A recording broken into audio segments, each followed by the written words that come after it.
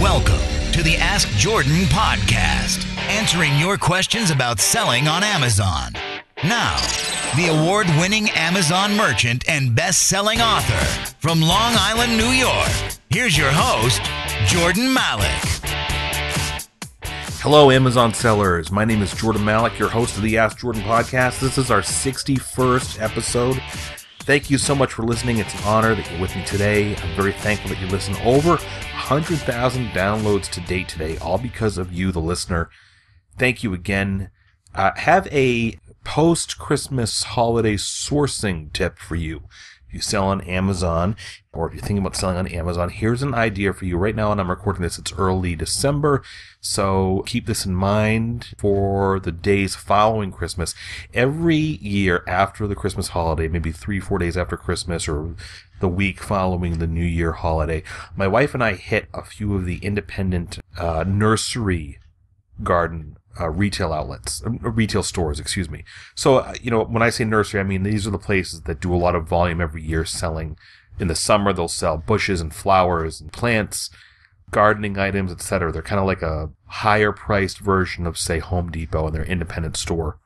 And this could actually apply to any retail establishment. We'll go looking for the stuff they have on clearance, the Christmas holiday-oriented products they have on clearance, because they're trying to clear the shelves for the spring or whatever. And they usually do that. They try to sell everything within the first couple weeks after the Christmas holiday. What we find normally is items that are marked 75 to even 90% off their regular Christmas retail prices. I'll give you an example of a few things we found. Last Christmas holiday, just right after, like January 2nd or 3rd or 4th of 2014, we went into the stores and we found these items. A Christmas Story, I don't know if that's a famous movie. I still don't understand the allure of this, but it's the leg-shaped lamp. It's like a lamp with like a leg on it from the movie The Christmas Story. We found the little ornaments that were 3D. They weren't Hallmark. I think they were made by Kurt Adler or Curtis Adler. They're little ornaments shaped like the leg lamp from The Christmas Story. We got them for $1 each. I'm selling them now, right, almost a year later, $14.95 a piece. Okay, I'm looking at my sales right now on December 4th. Let's see. She found Christmas red bead and ribbon garland, a little package of red beads with Christmas garland on it. She spent $1 each. They've been selling for $12.99. Fisher Price Little People. She went into Toys R Us and got the Christmas-themed Fisher Price sets. Christmas Village set, with Jesus and the manger and all that. I think she paid $5 a piece at Toys R Us, maybe $10 a piece. I've been selling them now at $49.95 on Amazon. Okay, so anything that's Fisher Price or character-oriented, Disney-oriented, kind of the higher end and any price point of stockings, themed character stockings, Dora the Explorer, Disney, Batman, Princess, Superman, Marvel, Snoopy, etc. Anything that's character themed, like stockings that you can buy right after the Christmas holiday, save till the following year. And the reason why they're so alluring is that nobody wants the merchandise after Christmas. So retailers unload it usually at less than what they paid for it themselves. Not many Amazon sellers like to hold on to things for a full year before they send them into the Amazon warehouses. But your profit margins can be, 300% ROI, 500% ROI, 1,000% ROI. You're earning multiple times of what you paid. So keep that in mind as Christmas passes, to look at your retail stores, both your big stores and your independent stores, okay? So if you're listening for the first time, welcome. This is the podcast where we only answer questions from you, the listener, about selling on Amazon. If you missed an episode, go to AskJordan.net. AskJordan.net, you can see the previous episodes and you can click to view listen to our archived episodes. And if you want to hear your voice on an episode and get 7 of my best-selling ebooks 100% free, I'm going to tell you how to do that after we answer today's question. Today's question is from Ryan, and it's about avoiding paying sales tax when you're sourcing products locally at retail establishments. Go ahead, Ryan. Hi, Jordan. My name is Ryan. I live in the state of Washington, and I have been doing Amazon Merchant Fulfilled. I started that a year ago, and FBA this last January, and I've been having a lot of fun with it. My question is, I've mostly been doing garage sales, and I got into some liquidation, and I did thrift stores, and now I'm doing a little bit of retail arbitrage.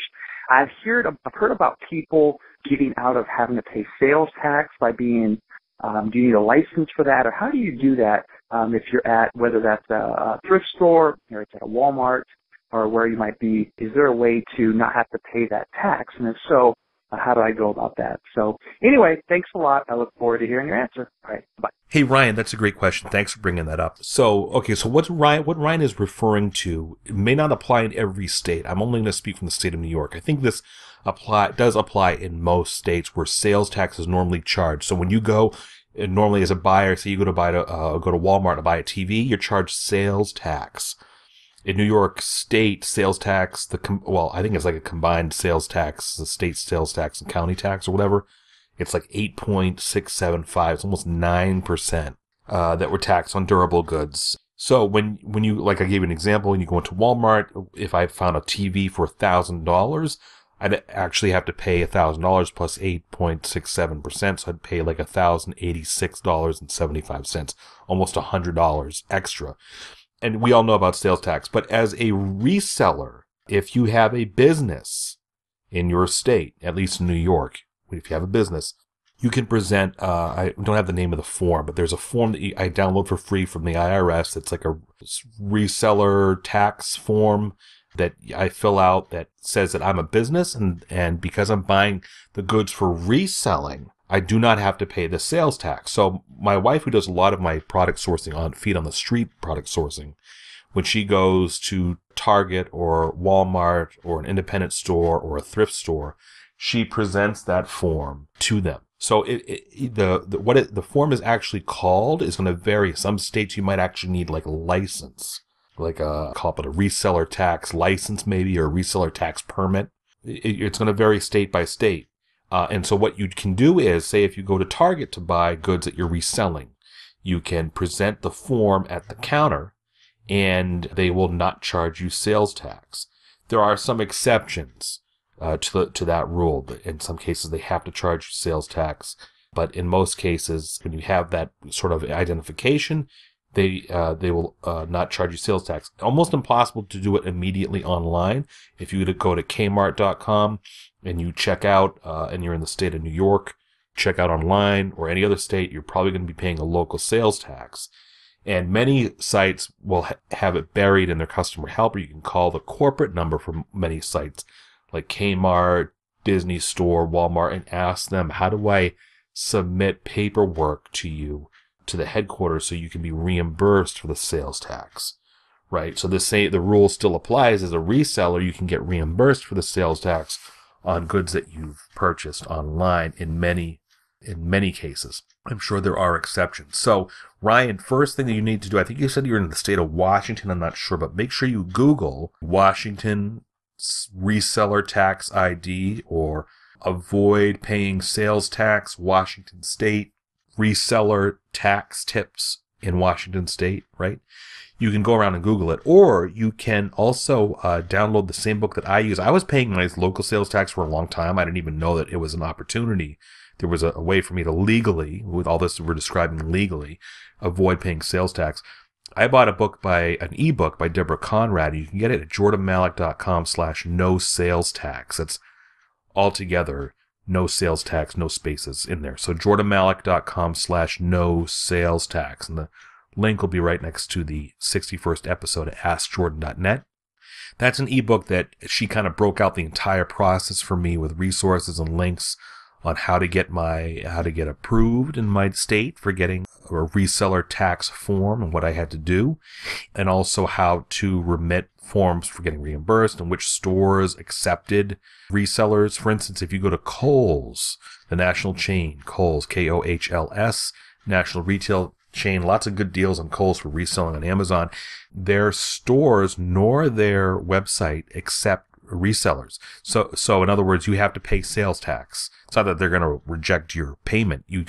There's no way of getting around it. You have to pay the sales tax at checkout, whether you're a reseller in person in their physical stores, if you're a reseller online. you have to pay their sales tax. So check that out, Ryan. First, search online, see what you have to do to get established to avoid paying sales tax. It may be, in many cases, you have to be a business entity. You have to be a corporation or a S corp or a limited liability company or whatever. Most likely, you have to be licensed as a business in the state you're in to be able to be eligible to not pay sales tax. And then there might be an extra step of getting a permit, or reseller tax license, or reseller tax form. Good luck and keep me posted, Ryan. Ryan gets all 7 of my ebooks about selling on Amazon and eBay just for submitting that question. Ryan, just go to AskJordan.net, click on the small envelope icon near the upper right-hand corner of the page, send me an email so I know where to send your ebooks to.